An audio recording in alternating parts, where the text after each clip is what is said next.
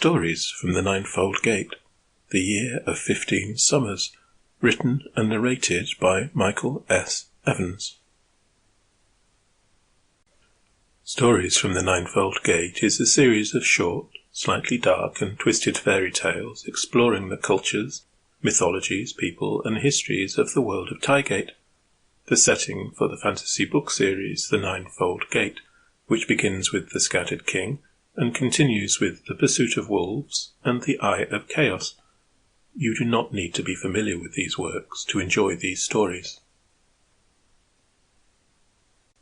The Year of 15 Summers.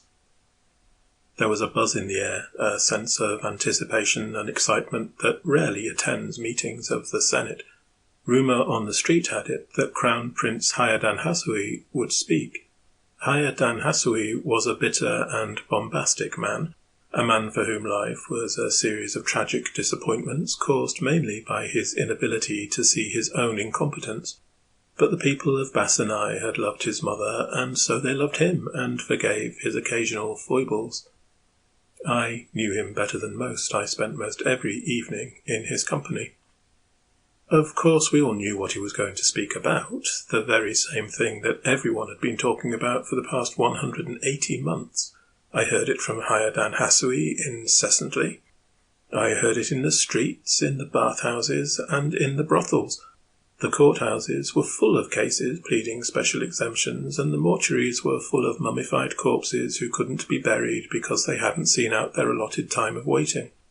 In the temples and halls of mystery, the people wailed and cried, "When will this year end?" It was a long year. In Bassanai, you see, a year is not dictated by the passage of the sun or by the number of moons or days that have passed. In Bassanai, a year can only end when the prophecies ascribed to it in the great book of the years have been fulfilled and the hierophant of the temple of the book has turned green. This year there was one prophecy that had yet to come to pass, and the hierophant of the book was still stubbornly blue. Crown Prince Hayar-Dan-Hassui was coming to speak in the Senate because he was upset, and he had a lot to be upset about, to be fair.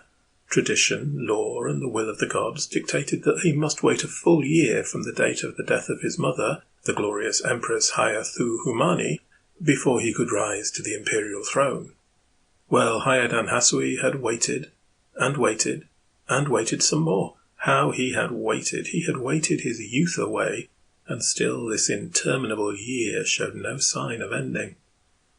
He had been in his prime when the Empress had entered eternity, a strappingly handsome man of 40 years. Sample complete. Ready to continue?